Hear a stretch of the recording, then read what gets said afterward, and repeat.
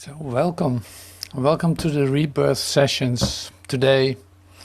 Yeah, great. We'll continue with the Rebirth Sessions, and that's always, say, completely open in the sense that we don't really prepare a part or a part of a book or not anything like that. Actually, we do today, but it is very open. So the theme or idea behind these meetings this week is beholding, beholder, be a beholder, and just to come to a deepening of the whole idea. And so today we have a special guest, you could say, Jesus. So we're actually using a part of the Course in Miracles to deepen the idea of witness, of beholder, of seeing what it actually means. Now this is really beautiful. It is either you're completely, you could say, offended by it, or seeing like, oh my God, how am I supposed to do this? Or you say melt into what is actually given and recognize that that has to be the truth. And you see that it is the truth, you know, like this. So it's quite extreme in a certain sense in its expression, but very helpful to get clarity. And that's why this is shared. So as simple as that. Because clarity is great, like whether you like it or not, temporarily. Yeah, does it matter? No, not really. So this is a transformational, say, procedure that you're in the middle of, and not all things are nice or great to hear or fantastic or who knows what. No, it's actually a total confrontation with what you have accepted as a part of yourself. That has to go. Like, you need to become aware of it and let go of it. And seeing that it's completely in the way, but was so deeply confused, you could say, that you thought it was part of it, a part of your life. And you can wonder, what am I actually talking about? And so I will actually use, it is really like a deeply contemplative part that I'm going to share. So I speak the words, I made some music with it, and I also connected images to it, just to come to the expression. Now, when this video contemplation is over, we will continue with the part of, okay, so but how can you possibly do that? Now, that part, how to do this, is really, say, the transformative part, in fact, because you actually haven't done it that way, probably. Or maybe you are considering it, or who knows. But like a plain instruction that is an actual transformative procedure is really helpful and saves you incredible lot of suffering, you could say. So it's a great speed up, in other words. That sounds a bit more positive, like it's a great speed up. So I love that. Now you still don't know what I'm talking about, so I'm building some expectancy here, which is really great too.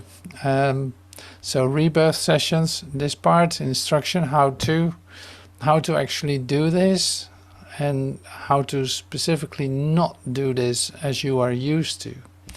So in other words, allowing a change to occur. How do you do that? How do I need to behave? What do I need to say? Or how does this actually work?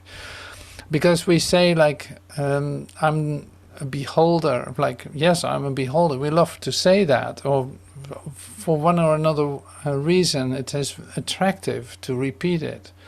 I'm a beholder. It seems like you're watching through a window and see it all happen. And this is the part that's actually totally not true. So being a witness is a very active job. It is in order to actually witness, you could say, through perception, something has to occur, and that is every kind of idea of a judgment or a limitation or an idea how things should look should already be out of the way. Now, just to mention a few. So there's a lot to discover, and in fact, releasing in order to become a beholder. And beholder has a bit of a very gentle feel to it, and that might change too a little bit, in the sense of, well, to be a beholder in your recognition of truth is great. Then there's no wavering, there's no in the middle, there's no conflict in it. So in other words, it is pure. Then there's no problem. But if you still have some, say, genetic memory, you could say, of a social response, or a human way of empathy, or a human way of respond, or thinking about, thinking that you need to behave a certain way in being loving, or being accepting, and being whatever you got accustomed to as a human being, that can and will change. Not that you become like an ice cold transformator or something. No, not at all. No, but it will be different. That's what I'm saying. So this is really, in fact, to discover what it actually means to be a beholder, and to come to the place where you can witness. Your eyes need to be open. Your consciousness need to be open to actually be able to do that. So it's a very active job, and it's also being called like a conversion, a physical conversion. In other words, all the physical response that you get by behaving in your new way, that can, say, generate physical response, in terms of seeing that your body is opening up to you, or your energy starts to flow in a whole different way. You become more sensitive. You need more time for yourself. You cannot have anyone around. It's way too much, or this kind of thing. You know, it's like that. That's all part of that, because you're actually converting this humanhood in a very physical way. So, and that comes with all kinds of activities. Also, that you really have to take care of yourself. Drink enough water. Eat lightly.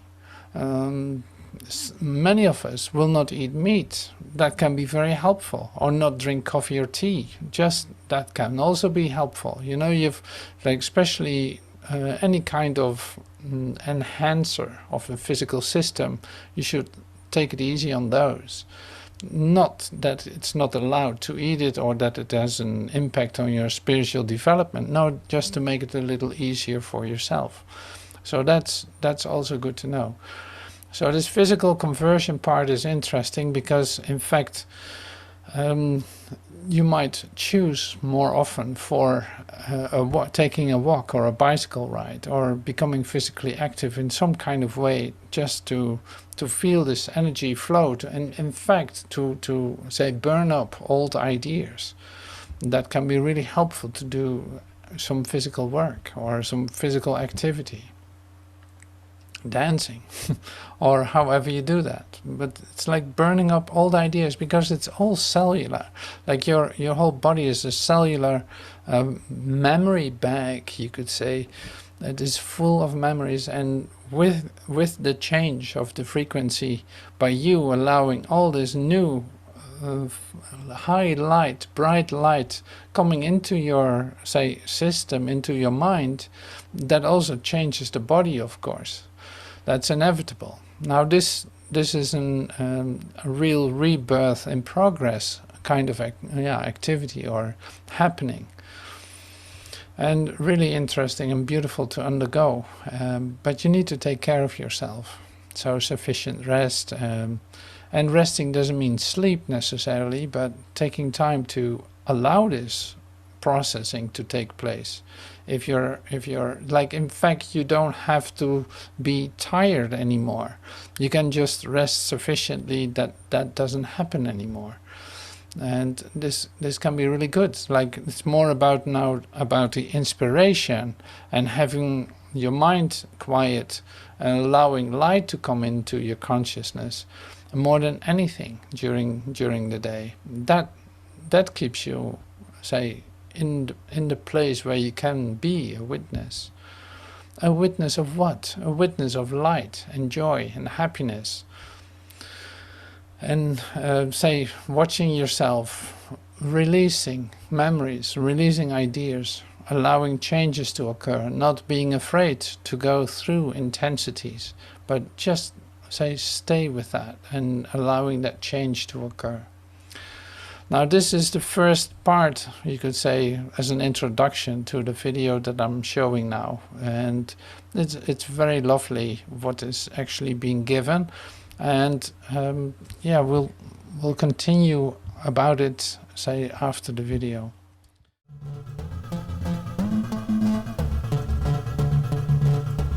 Whenever you consent to suffer pain, to be deprived, unfairly treated, or in need of anything, you would accuse your brother of attack upon God's Son. You hold a picture of your crucifixion before his eyes, that he may see his sins are written in heaven in your blood and death, and go before him, closing off the gate and damning him to hell. Yet this is written in hell and not in heaven, where you are beyond attack and prove his innocence. It is not will for life, but wish for death that is the motivation for this world. Its only purpose is to prove guilt is real. No worldly thought or act or feeling has a motivation other than this one. Adornment of the body seeks to show how lovely are the witnesses for guilt. Concerns about the body demonstrate how frail and vulnerable is your life, how easily destroyed is what you love. Depression speaks of death and vanity of real concern with anything at all.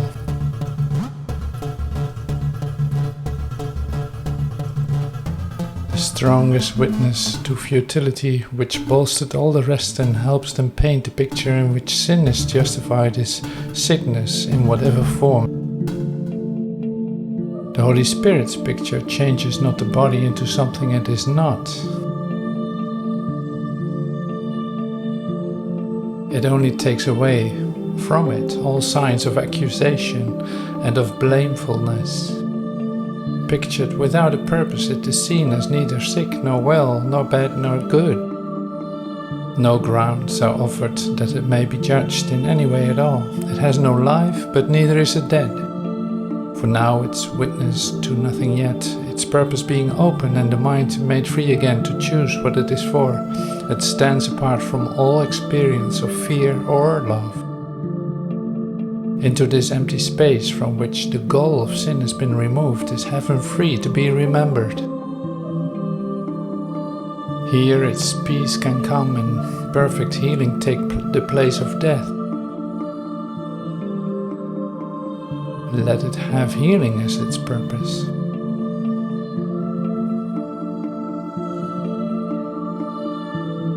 And to your brother, let its message be.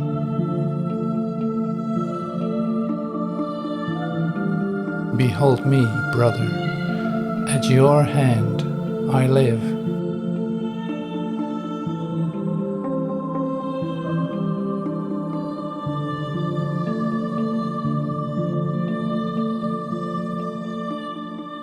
So that was one way to express it. So it went pretty fast. So you have to watch it a couple of times, I guess, or dive into the text. And so the main thing that's being shared is that it's like the whole purpose of this world is to prove guilt to your brother. Now that's something that you won't accept right away, because you think there's a different thing going on too. You think some parts are good and some parts are not good. And so this is not about discussing that or anything. This is about realizing that that's the nature of the dream. Like the nature of the dream, you could say, we looked at that, say, on Monday too. The basis of the dream is, in fact, it starts already with an idea of separation.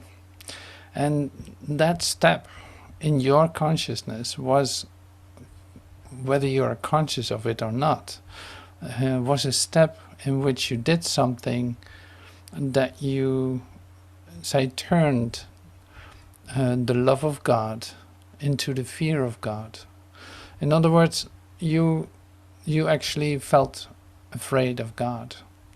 And if you would have admitted that and just stayed with that, it would be resolved right away. But see, here we are, living in a three-dimensional world with an, at least that's what you can be if you're still, say, making this dream real, you could say, and then that is still echoing in every step that you take. This guilt will always be with you in this three-dimensional experience of yourself. Like that will always repeat until you realize it, that something else is going on, that you can have totally different experiences. In fact, that you admit to you being afraid of God for a moment and seeing that, in fact, diving into this fear, there's nothing to be afraid of, and healing can easily take place. So that shifts the whole purpose of this dream into a dream of, say, a happy dream.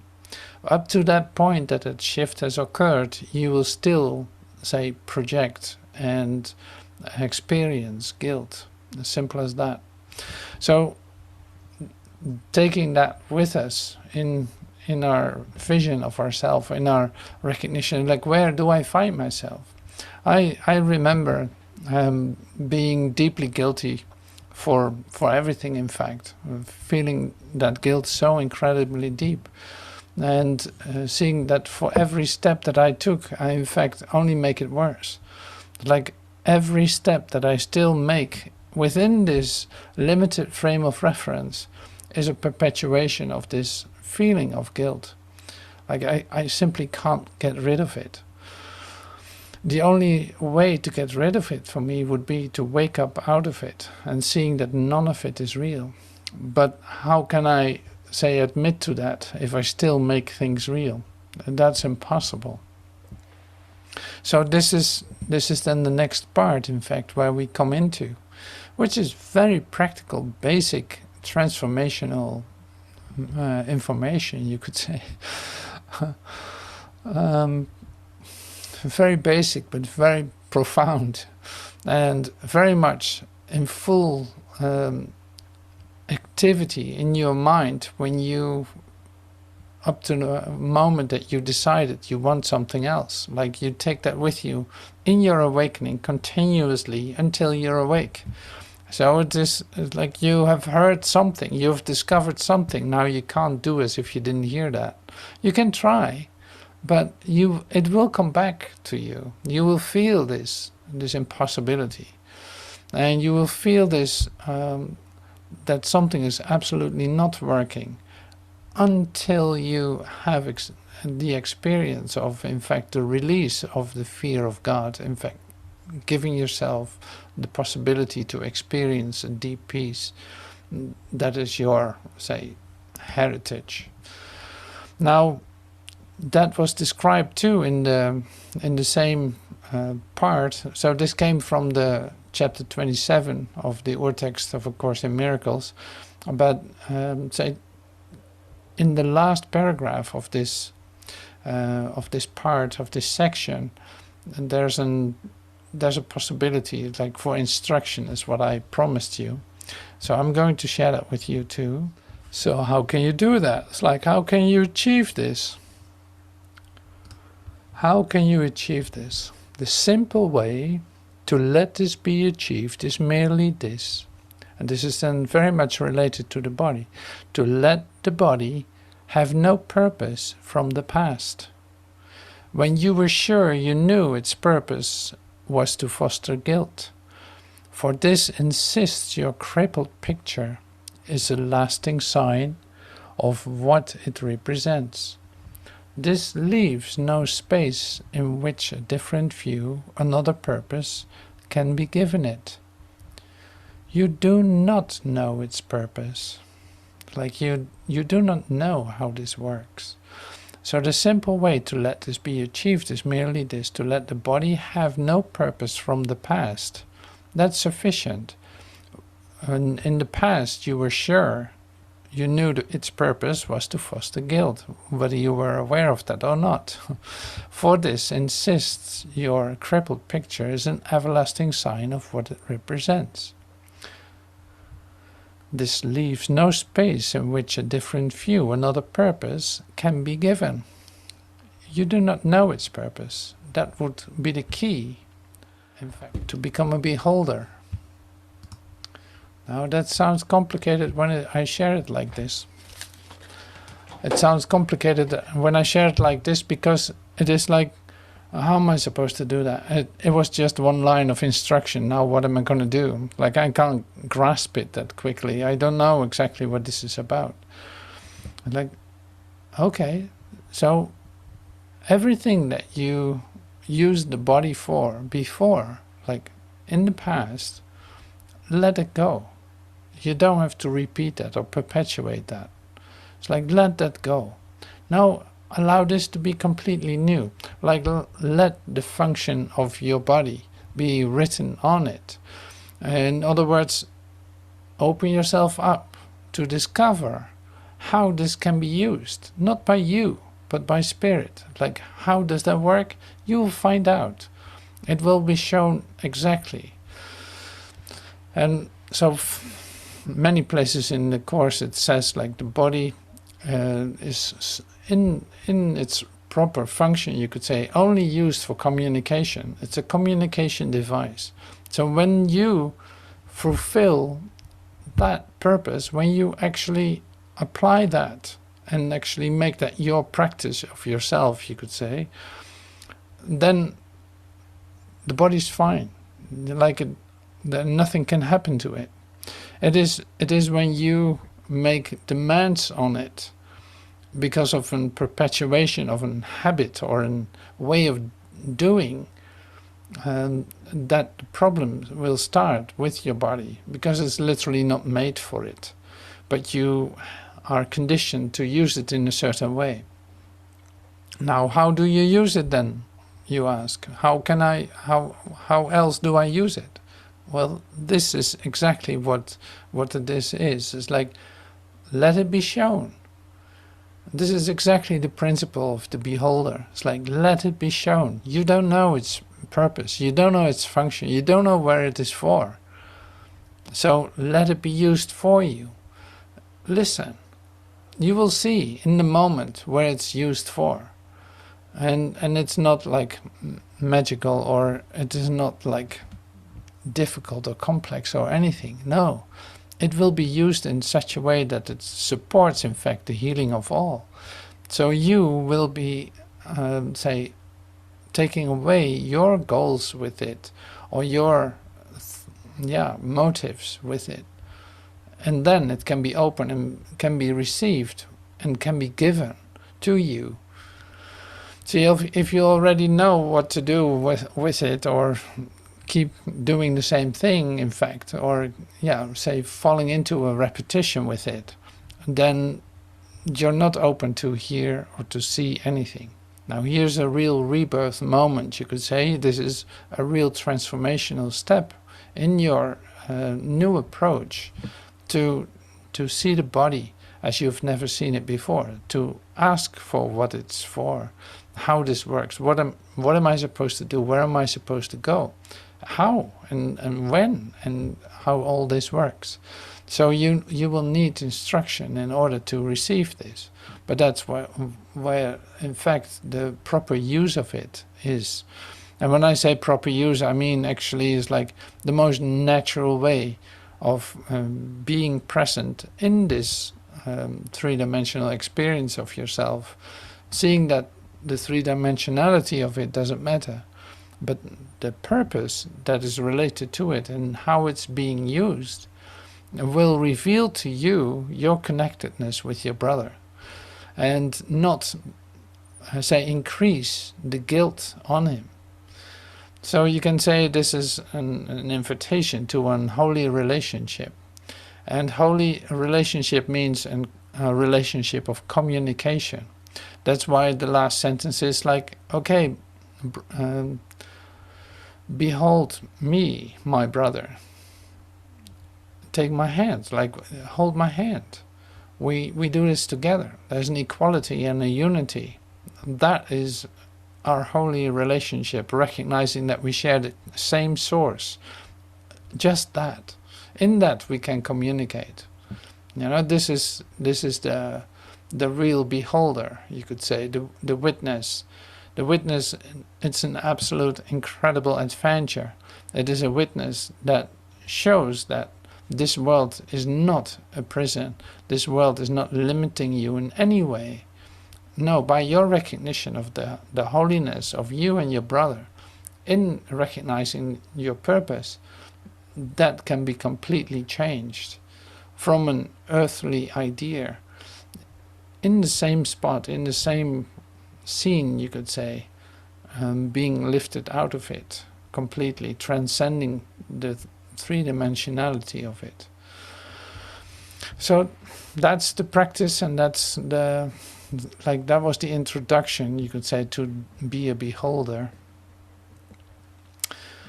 And that's just totally lovely. So to me it was really beautiful to read this with you and to actually share it, because like I said, it is actually very confrontational. You've been using everyone in your dream since you weren't aware of what you were doing. You have used everyone, in fact, to perpetuate guilt or to project guilt on it, no matter what the activity was.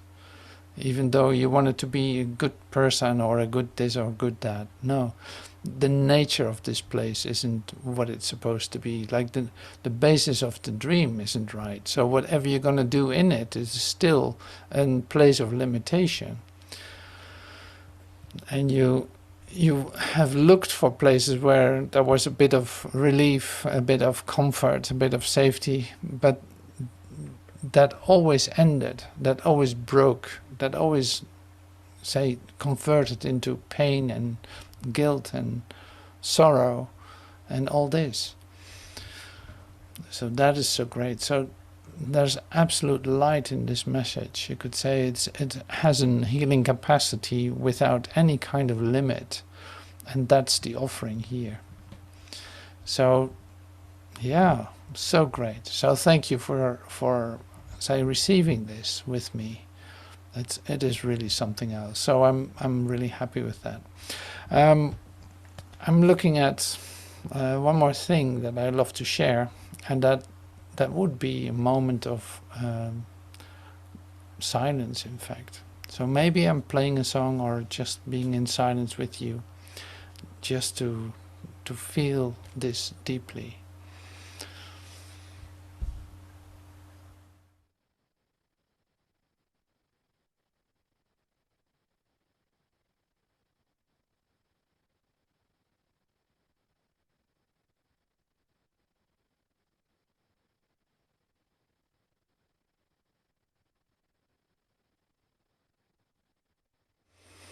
All right. So thank you for this part of the meeting. We're heading over to the non-public part of it, which is the sharing of what you feel like sharing today. That can be that you did the assignment or found something else that inspires you, which is all welcome, because this all works by inspiration. Like that's. It is not set in stone what to do. It is, no, this comes by inspiration. There's no other way of letting this come to you. That's where the joy is, in fact. That's where your openness is being demonstrated. And that's why it's so lovely to discover that.